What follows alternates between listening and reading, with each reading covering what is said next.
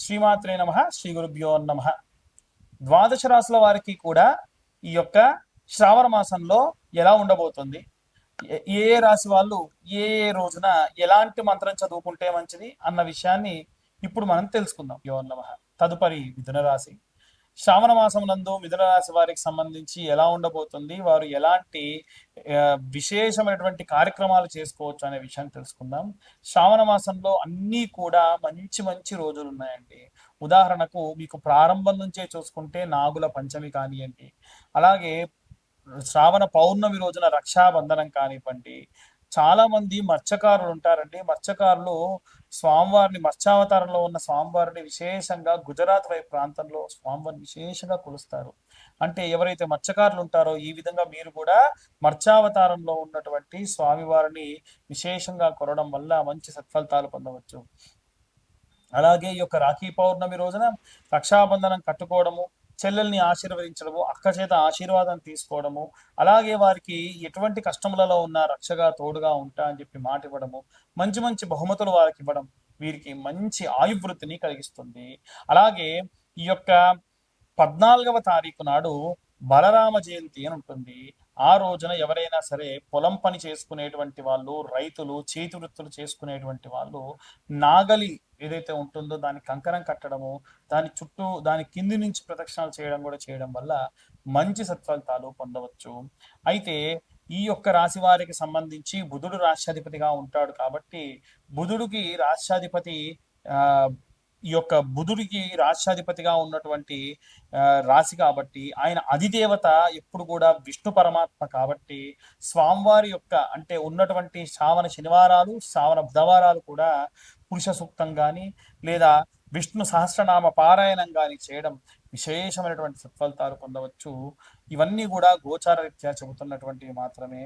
అలాగే అన్ని వర్గాల వాళ్ళు ఎలాంటి రెమెడీస్ తీసుకోవాలి, ఎలాంటి మంత్రపఠనం చేయాలనే విషయాన్ని ఇప్పుడు మనం తెలుసుకుందాం.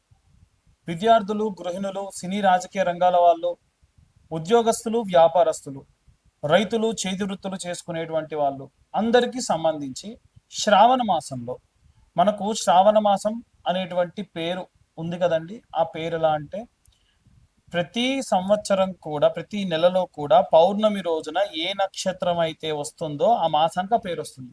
చిత్తా నక్షత్రం పౌర్ణమి రోజు వస్తే చైత్రమాసం, అలాగే విశాఖ నక్షత్రం గనక పౌర్ణమి వస్తే వైశాఖ మాసం, అలాగే శ్రవణ నక్షత్రం పౌర్ణమి నాడు వస్తే అది శ్రావణ మాసం.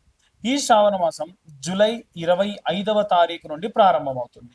ఈ జూలై 25వ తారీఖు నుండి కూడా ప్రారంభమైనటువంటి ఈ యొక్క శ్రావణ మాసంలో ప్రత్యేకంగా మనం వీలైతే శివకేశవుల యొక్క ఆరాధన చేయాలి, లక్ష్మీదేవి ఆరాధన చేయాలి, అలాగే గౌరీ స్వరూపంగా ఉన్నటువంటి అమ్మవారికి కూడా ఆరాధన చేసుకోవాలి. ముఖ్యంగా ఈ సంవత్సరంలో ఈ నెలలో ప్రత్యేకమైనటువంటి అంటే జూలై 25 నుండి ఆగస్టు 25 వరకు కూడా ప్రత్యేకమైనటువంటి పర్వదినాలు ఉన్నాయి. ఉదాహరణకు రక్షాబంధనం అంటే రాఖీ పౌర్ణమి, అలాగే దాన్ని జంధ్యాల పౌర్ణిమ అని కూడా అంటారు.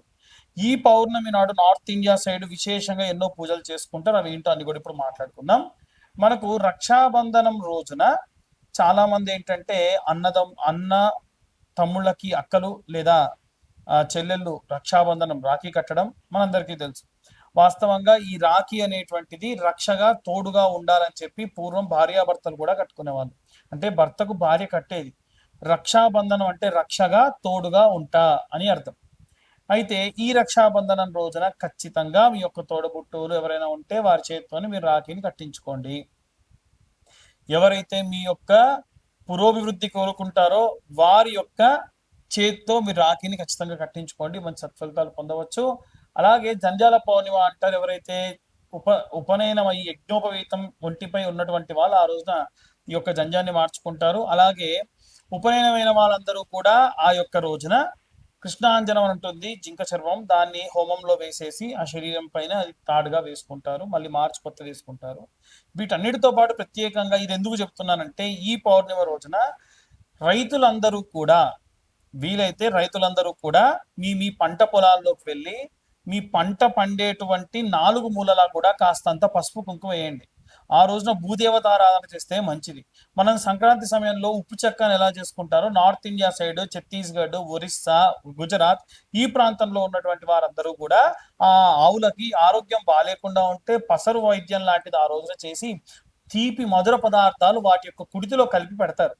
దీని వలన పాడి పంట సమృద్ధిగా ఉంటుంది అని పూర్వం నుంచి మనకు వస్తున్నటువంటి నానుడి. అలాగే బలరామ జయంతి అనేటువంటిది ఉంటుంది. దానికంటే ముందు జూలై 29వ తారీఖు నాడు నాగుల పంచమి ఉంది. నాగుల పంచమి రోజు కూడా గత వీడియోలో కూడా నేను ఈ యొక్క నాగుల పంచమి గురించి లేదా ఈ యొక్క సర్పదోషం ఉన్నటువంటి సమయంలో చేయాల్సినటువంటి దాని గురించి చెప్పా.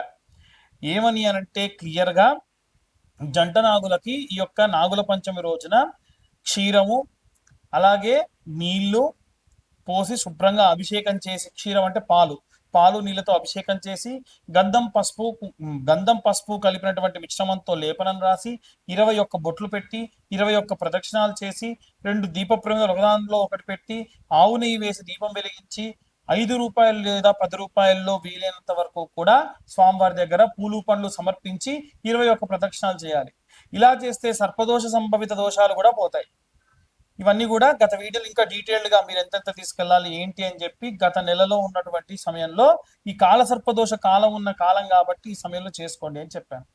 అలాగే ఈ యొక్క 9వ తారీఖు నాడు మనకి ఈ యొక్క పౌర్ణమి అనేటువంటిది వస్తుంది. అలాగే నాగుల పంచమి 29వ తారీఖు నాడు వస్తుంది. అలాగే స్కంద షష్ఠి 29 ఆగస్టున వస్తుంది. ఆ రోజున కూడా ఇప్పుడు నేను చెప్పిన విధంగా మీరు జంట నాగులకు అభిషేకం చేసుకోవచ్చు.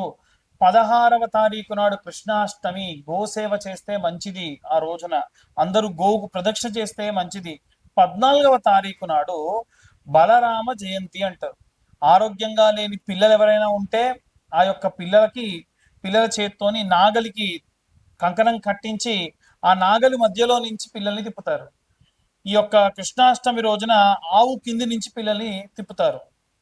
ఇలా చేయడం వల్ల ఆరోగ్యం బాలేకుండా ఉన్న వారందరి యొక్క ఆరోగ్యం కూడా కుదుట పడుతుంది.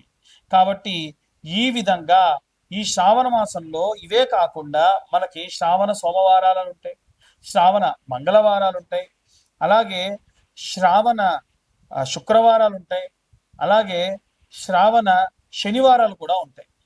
ఈ శనివారాలు ఉన్నప్పుడు విష్ణుమూర్తి ఆరాధన చేయడం, సుదర్శన యాగాలు లాంటివి చేయడం, స్వామివారి యొక్క విష్ణునామ సహస్రనామాలు చదువుకోవడం చాలా మంచిది. సోమవారం నాడు ఓం నమ శివాయ అన్న మంత్రాన్ని ఎన్ని సోమవారాలు అంటే అన్ని సోమవారాల పాటు ఓం నమ శివాయ అన్న మంత్రాన్ని ఈ యొక్క శ్రావణ మాసం అంతా కూడా పఠించడం చాలా మంచిది. అలాగే మంగళవారం నాడు విషయానికి వస్తే మంగళవారం నాడు విశేషంగా ఈ యొక్క మంగళ గౌరీదేవికి నోములు చేసుకునే వాళ్ళు ఉంటారు. శ్రావణ శుక్రవారాలు వరలక్ష్మి వ్రతాలు చేసుకునేవారు ఉంటారు. మీ యొక్క ఆచార వ్యవహారాలను బట్టి ఇవన్నీ కూడా తూచా తప్పకుండా దేవతార్చనలో ఎటువంటి లోపం రాకుండా చేసుకొని ఆరోగ్యవంతంగా ఉండండి. చాలా మంది ఇవాళ రేపు కనుదిష్టి, విపరీతంగా దిష్టి, అక్కసు వెళ్ళబుచ్చుకోవడం, ఫలానా వాడు ఇంత సంపాదిస్తున్నాడు అంత సంపాదిస్తున్నాడు నాకు ఆ యొక్క సంపాదన రావట్లేదు అనేటువంటి అక్కసు వెళ్ళబుచ్చుతూ ఉన్నారు. దీంతో ఏం చేస్తున్నారంటే లేనిపోని యంత్రాలని మంత్రాలని ఆపాదించి వాళ్ళ ఇంటిపై వేయడం, మంత్రించినటువంటి పదార్థములు వేయడం, యంత్రములు వేయడం వేస్తారు. పరయంత్ర పరతంత్ర పరమంత్ర విచ్ఛేదనకు ఈ యొక్క జ్వాలాముఖి మాల ఉపయోగపడుతుంది. ఈ జ్వాలాముఖి మాల ఎవరికైనా కావాలి అంటే చండీ హోమంలో పెట్టి మీ దాకా అందించడం జరుగుతుంది. ఆసక్తి కలవారు ఎవరైనా సరే విత్ సర్టిఫికేషన్ నేను మీ దాకా అందిస్తాను. ఆసక్తి కలవారు ఎవరైనా సరే మమ్మల్ని కన్సల్ట్ చేయొచ్చు. కేవలం 1116లకు మీకు ఈ యొక్క సర్టిఫికేట్ తోటి ఈ యొక్క జ్వాలాముఖి మాల అందించడం జరుగుతుంది. ఆసక్తి కలవారు ఎవరైనా సరే కింద ఉన్న నెంబర్కి కాంటాక్ట్ చేసి పూర్తిగా విశేషంగా ఈ యొక్క మాలని అందుకోండి. మా ఛానల్ వాళ్ళు మీ దాకా రీచ్ అవ్వడానికి ఎన్నో రకాలైనటువంటివి పరిశోధనలు చేసి ఏ రెమెడీస్ మీకు చెప్తే బాగుంటుంది అనేది మా ద్వారా రాయించుకొని పదే ఈ ప్రాబ్లంతో ఉన్న వాళ్ళు ఉంటారు గురువు గారు, ఫలానా ప్రాబ్లంతో ఉంటారు అని చెప్పి మీ దాకా అన్ని కూడా చెప్పిస్తూ ఉన్నారు. కాబట్టి దయచేసి ఎవరైతే ఛానల్ సబ్స్క్రైబ్ చేసుకోలేదో సబ్స్క్రైబ్ చేసుకోండి. ఛానల్ని ఈ వీడియో కనుక నచ్చితే లైక్ చేయండి. ఈ వీడియో మీకు ఏమైనా ఇన్ఫర్మేటివ్గా ఉంటే ఇంకో నలుగురికి దాన్ని షేర్ చేసి ఎవరైతే ప్రాబ్లంలో ఉన్నారో వాళ్ళకి ఇచ్చేయండి. దాని వలన కాస్త మీకు ఇన్ఫర్మేషన్ అనేది పాస్ అవుతుంది, మాకు కూడా మా ఛానల్ పురోభివృద్ధికి దోహదపడ్డ వాళ్ళు అవుతారు. అలాగే జాతకపరమైనటువంటి వాటి విషయాల్లో చాలా మంది అడుగుతూ ఉన్నారు. జాతకం పూర్తిగా పేరు, date of birth, time, place ఉంటేనే నాకు కాల్ చేసి అడగండి. పేరు, డేట్ ఆఫ్ బర్త్, టైం లేని వాళ్ళు ఎట్టి పరిస్థితుల్లో నేనే కాదు ఎవరి జాతకం చెప్తా అన్నా నమ్మి మోసపోవద్దు. చాలా మంది లక్షలకు లక్షలు ఖర్చు పెట్టుకున్నటువంటి వాళ్ళు కూడా ఉన్నారు. ఎట్టి పరిస్థితుల్లో ఈ పరిస్థితుల్లో మాత్రం ఉండకుండా ఉండండి. వీలైనంత వరకు కూడా జాతకం కావాలంటే 2025 రూపాయలు చెల్లిస్తే మీకు పూర్తి జాతకం విశ్లేషణతో మీ దాకా అందించడం జరుగుతుంది. సర్వే జనా సుఖినో భవంతు. స్వస్తి.